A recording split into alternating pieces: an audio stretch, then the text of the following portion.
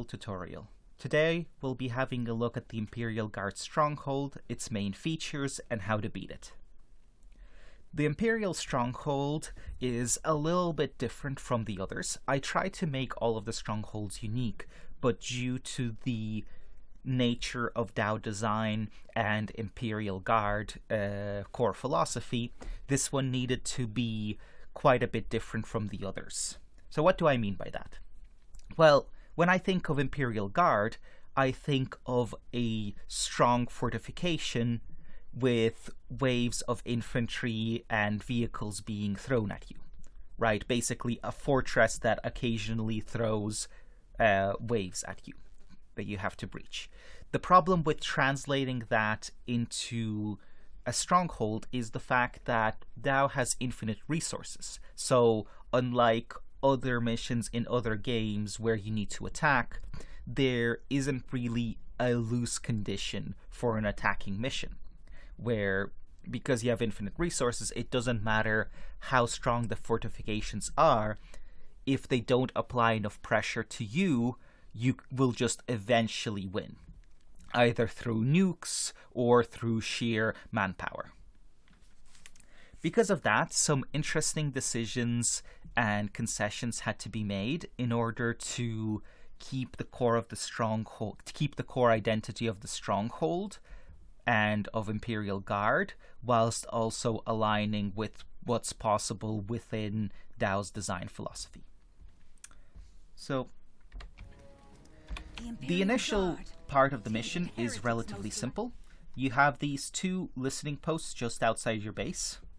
AI waves, initial attacking waves, will spawn at this listening post until it is destroyed and come out to attack you. So there isn't really much of a choice of how to deal with the mission in its starting stages. You go up, you capture these two listening posts, you destroy this one as quickly as possible so that it stops spawning waves, and then is when the mission actually opens up. So the first part of the mission, the first core design of the mission, is the convoys. They work... I tried to keep the core philosophy behind the convoys the same, whilst also, as you can see, there's an attacking wave. Yeah. I tried to keep the core concept behind the convoys the same, whilst also giving it a bit more oomph. So, as you can see from the text on screen, unfortunately, we had to make the convoys classified as aircraft. And the reason for that is that, as you can see, there are these units that are now accompanying the convoy. As you can see, they'll go along with it and they'll basically protect it. That's the whole point behind these units. But if there are a lot of units that are accompanying the convoys, if it has collision with them, it's very likely to get stuck. The only way that we found to make sure that a unit doesn't get stuck on other units is to make it aircraft, because if it's aircraft, it can just phase through other units no problem. You're not seeing this now because there's not a lot of units running around, but later on in the game, where the escorting waves get bigger, you'll definitely see it phasing through them. So the convoys being aircraft mainly means that units that, like for example melee units that can't attack aircraft, which is all melee units basically, and ranged units that can only attack other ground units can't hit it, unfortunately. I wish there was a way around it. We could not find one, so it's just something that you have to deal with. It's one of those concessions that I made earlier. If we want to have escorting waves, and if we want the convoys to actually be protected, as the general says in the text at the beginning of the mission, they need to have units for. They need to have an escort. So, interesting thing about the escort is when the convoy reaches its destination, the escorts don't disappear. They go back to their spawn. They go back to where they came from. And they will then follow the next convoy in and escort it as well. Another thing to note is that before, these vehicles at the back of the bases only triggered and started getting populated when you got close to the base and started attacking the base. Now they will just trigger when the base activates. When the base activates, it will start spawning convoys, and it will start spawning the chimeras or sentinels or Leman Russes or whatever else. So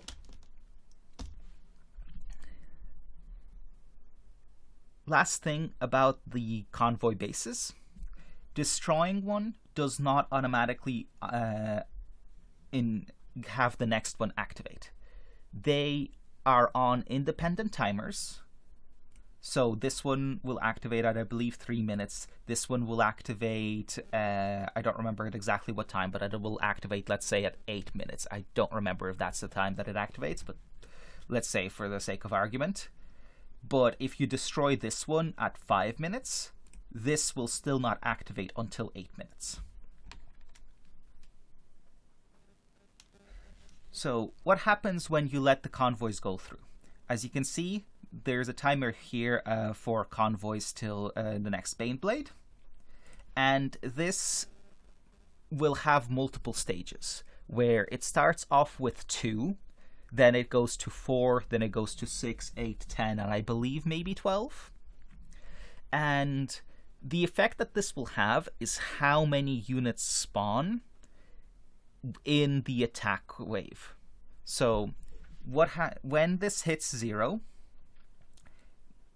the main base will produce heavy vehicles and deep strike them somewhere close to your base. There's a few different deep strike locations, but it will deep strike them somewhere close to your base. And an important thing to note is that letting convoys go through does not dictate what units spawn.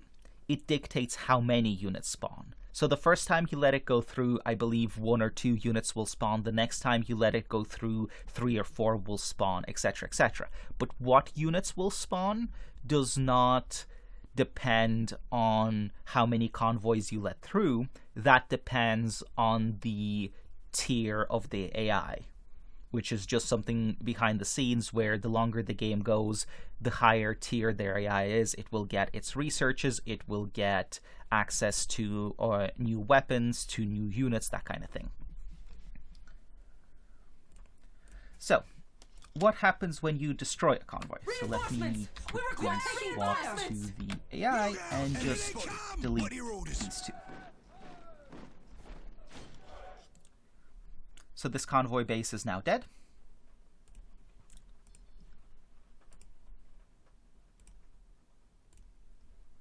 Yeah. But as you can see, this base hasn't activated. But something will happen in a second. Let me... Entering alert level 1. Yes. So, alert level. This is the other major mechanic. With each convoy base that you destroy, the alert level will go up. Alert level going up means a few things. It activates bonus objectives such as the Basilisk Magnus or the aircraft from this base, that kind of thing, or the assassins. There's a few other smaller mechanics, but overall the main thing with alert level is that more defenses will spawn to defend each convoy base. Yeah, as you can see right here, for example, these units spawned in. Each time alert level goes up, defenses will spawn at each convoy base and the central base to defend them. So that's the main thing that you need to watch out for when the alert level goes up. Okay.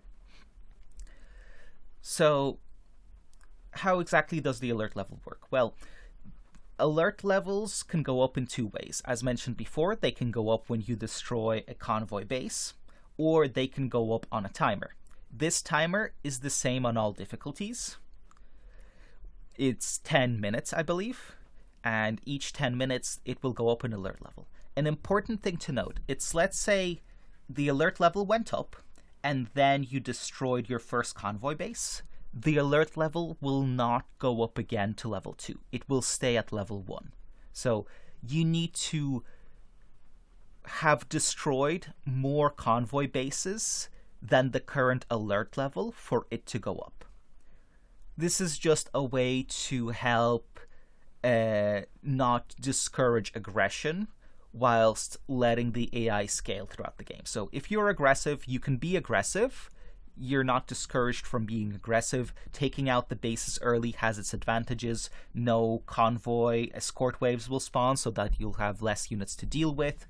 Obviously, the attack waves like the Chimeras or the Sentinels that come to attack you won't be able to spawn either.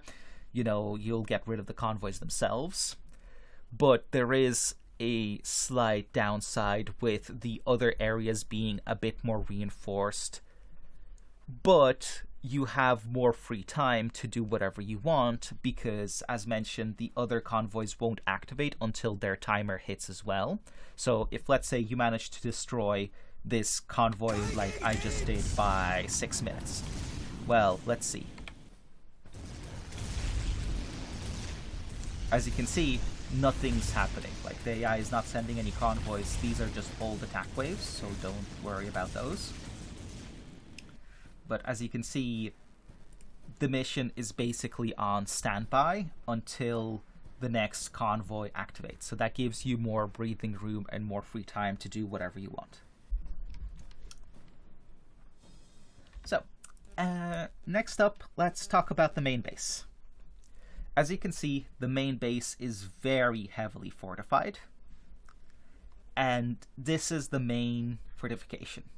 And another thing is this is the main objective now. It's not a HQ, it's the Basilisk Magnus, the actual multiplayer one. So, after you hit alert level 5, the game will put up a message on screen warning you that Basilisk Magnus will soon activate. So, after you've destroyed all convoy bases, or 50 minutes in the game have passed, after a few minutes, the Basilisk Magnus will activate. An important thing to note is, let's say you manage to blitz through the mission and destroy all of the convoy bases by, let's say, 20-25 minutes. It hits alert level 5, the Basilisk Magnus activates and kills you, right? No. Because the Basilisk Magnus's damage is scaled. Let me show you. So let me actually activate it and let it shoot.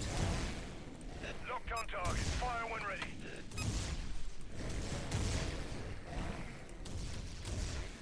Yeah, as you can see, its damage was minimal. It barely did any damage. It dealt a lot of morale damage, as you can see, but its damage to actual units was minimal. These are like tier 1 units that aren't buffed in any way, and it takes multiple shots to kill them. So, even if you hit alert level 5 and activate the Basilisk Magnus early, that doesn't just mean you lose, because its strength scales with tiers, where in later tiers it will be stronger and do more damage, in earlier tiers it will be a lot weaker and not do any damage. So that's the concept behind that, where you can destroy all of the convoy bases. That way you don't have to deal with the convoys, the objective is basically done, and yes, the Basilisk Magnus will activate, and yes, it will start shelling you, but the damage that it will do with those shells is not very high until you hit that later game.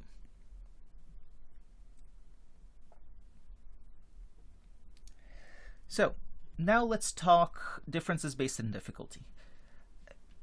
Unlike most other strongholds, there are only 2 timers that scale with difficulty. As mentioned before, alert level is the same across all difficulties, the timing of the bases activating is the same across all difficulties, etc., etc. The only 2 things that scale based on difficulty is the time before the Basilisk Magnus activates after you hit alert level 5. And the research tier of the AI, where on higher difficulties the AI will get its researches earlier and it will get access to new and better units earlier. Those are the only two things that scale with difficulty, which is very unlike other strongholds, because, for example, the Necron Stronghold, the main objective scales with difficulty, right? Whilst here, most of the objectives don't. So, what exactly changes based on difficulty? And let's save it. Okay.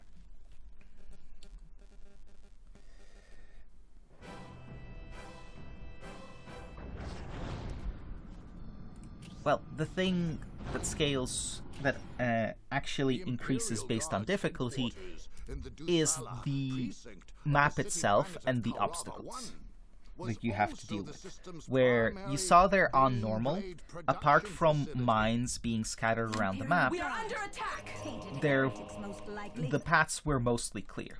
Where you could go down all the roads, right? There wasn't many obstacles, there was just some mines on the map. General, they approach. Well, this is brutal.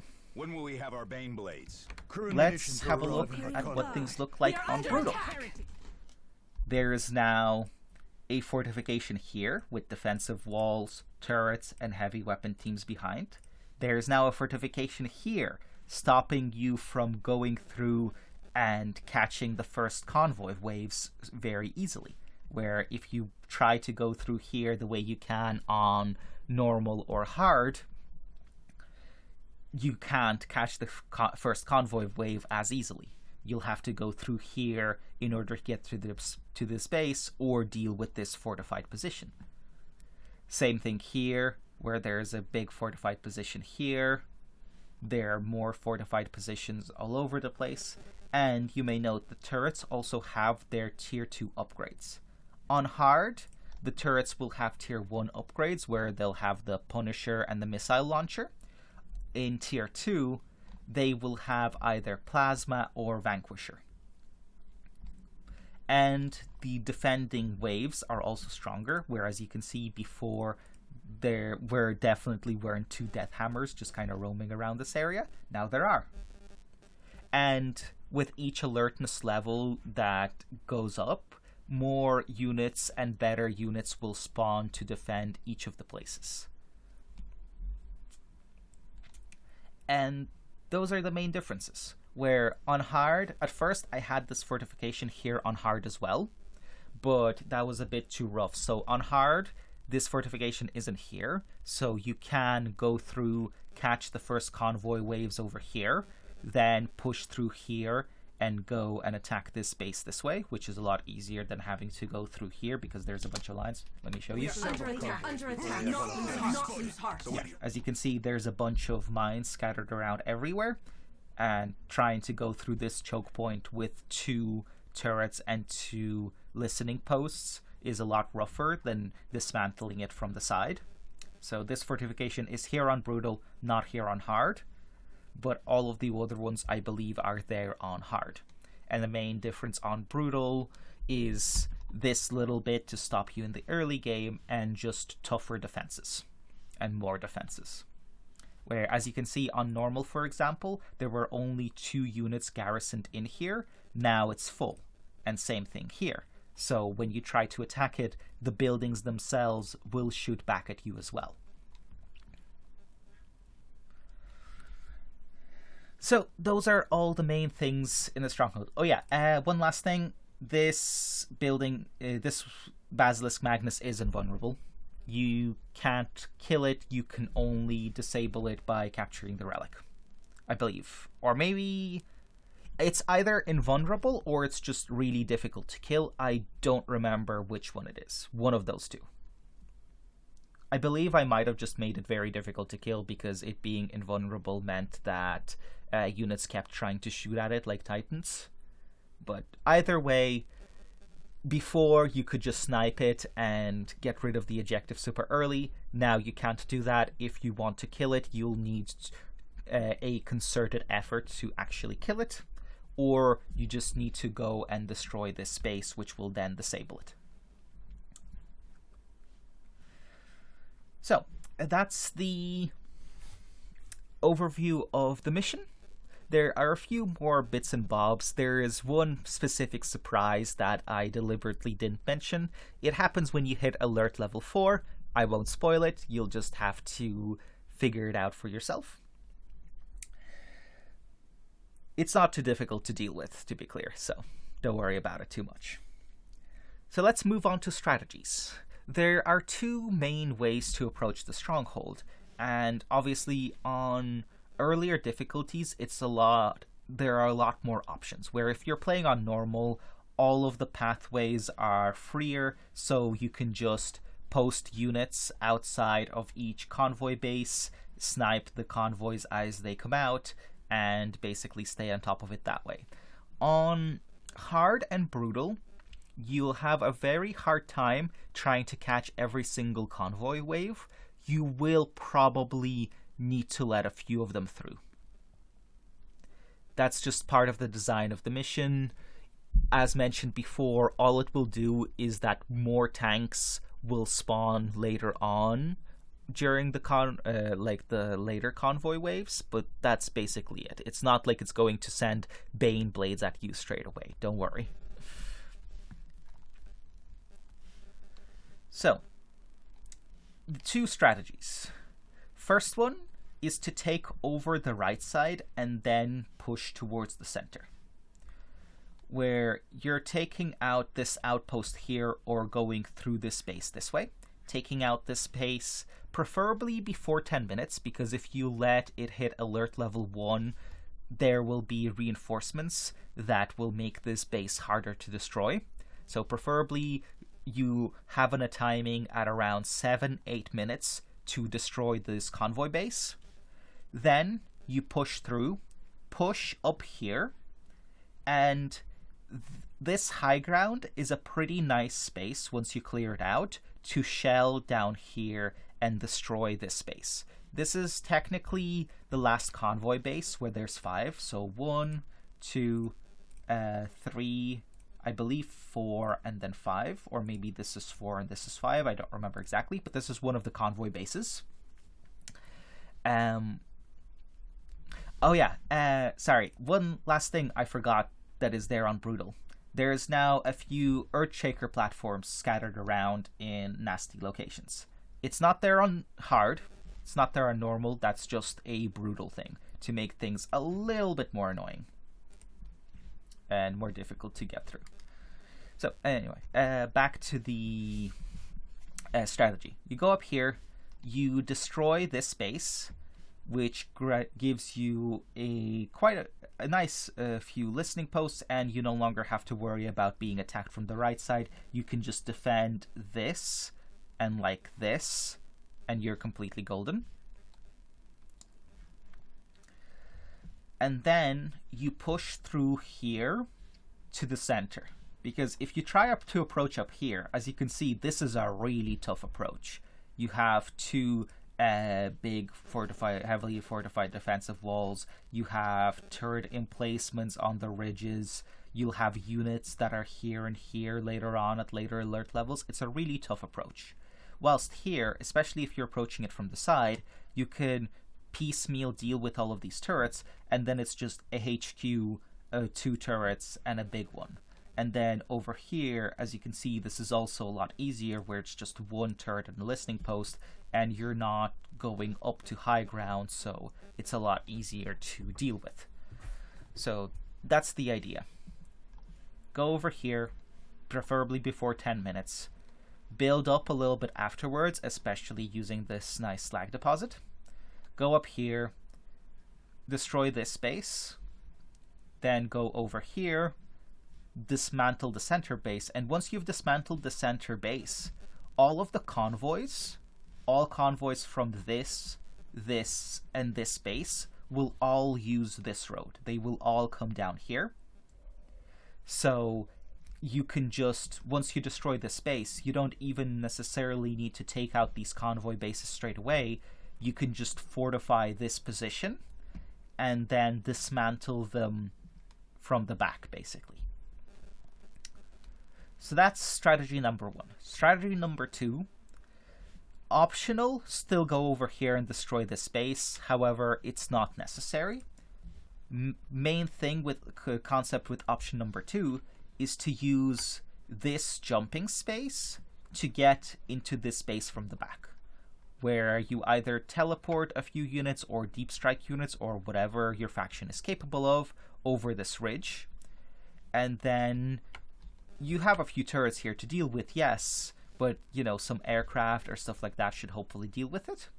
And then you're dismantling this base from the inside, where you can take out this mechanized command. There's a nice slag over here. There's things over here. And as you can see, you're bypassing this nasty area, where this is a very, very nasty corridor, where you have turrets up here. You'll have units up here.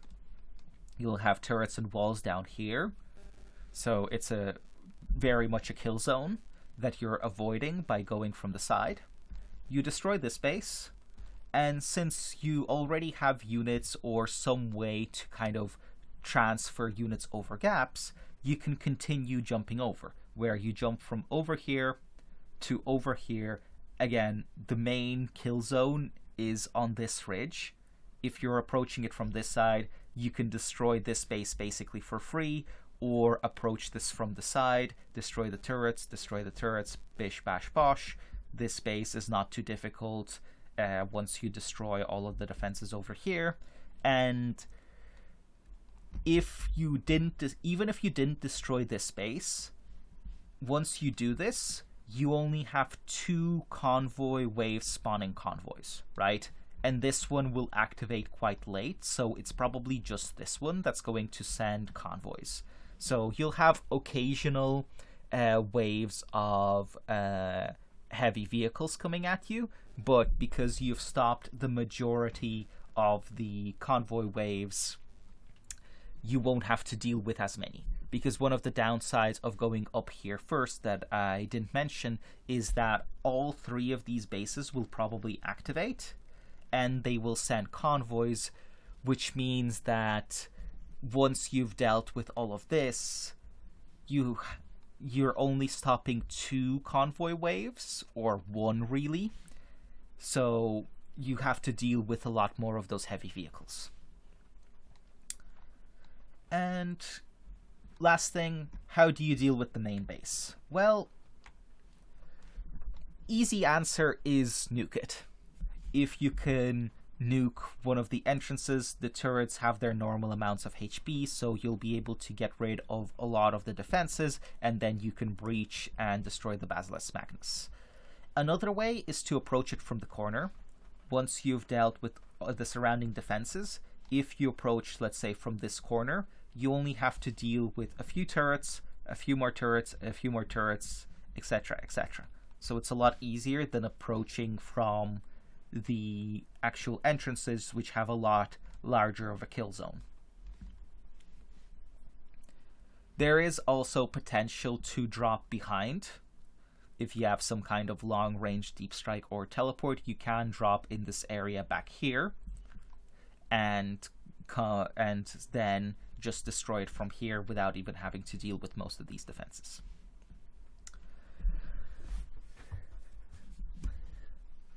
So, to summarize, main concepts: convoys, they will spawn in convoy bases will activate independently of each other.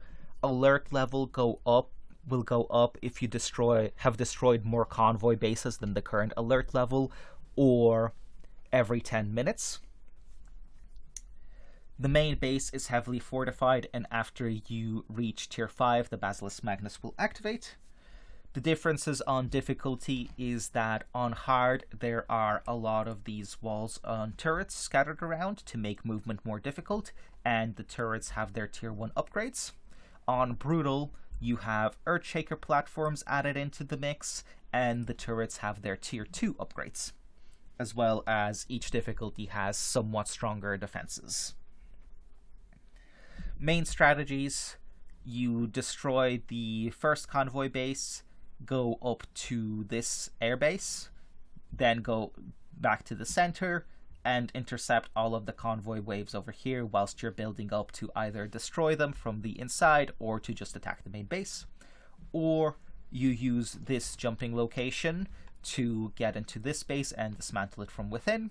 Use this jumping location to dismantle this nasty kill zone. Then you can easily dismantle this base and then either go to the center and over here, or just go straight to the main base and intercept the convoy waves coming from here and over here, like over here.